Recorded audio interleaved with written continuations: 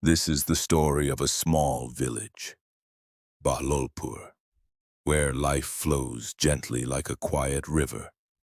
No noise, no chaos, just fields, cattle, and simple-hearted people who thank Allah after a long day's work by the stove.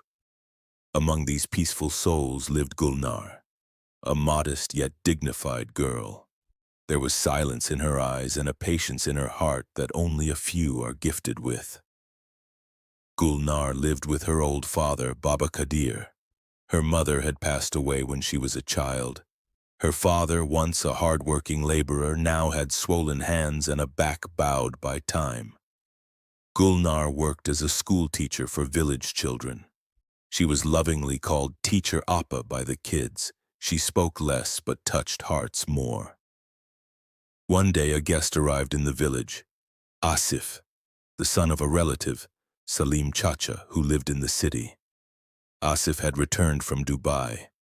Well-dressed, soft-spoken, educated, and then he asked for Gulnar's hand in marriage. He said, "I will not only be your husband but your friend. You will be respected like a mother, cherished like a partner." Baba Kadir agreed. The nikah happened simply in village tradition. A few days later, Asif returned to Dubai. Before leaving, he promised, "Just give me a few months, and I'll take you with me." Months passed, then a year. Every letter from Asif carried the same words. "My father's health is not well. Just a little more time." And Gulnar, she stayed quiet, until one day, the village was whispering, "Asif has married again in Dubai." Everyone froze at the news, but Gulnar, she didn't scream, didn't cry. She simply said to her father, "Baba, I may be silent, but one day my silence will speak louder than words." Time moved on. An NGO came to the village. They started working for women's empowerment.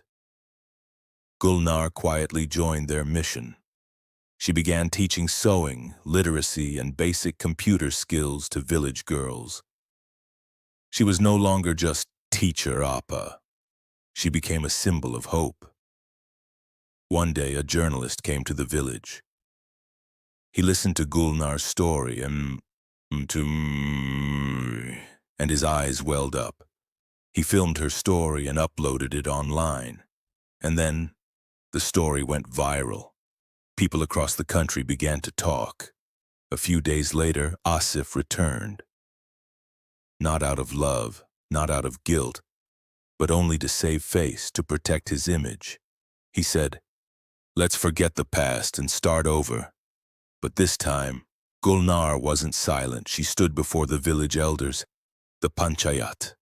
Her voice steady and strong, she said, "I am a woman, but I am not weak. One who breaks promises doesn't deserve to keep relationships. I now protect my own dignity." The panchayat gave its verdict. Asif was banished from the village, and Gulnar, she remained where she was.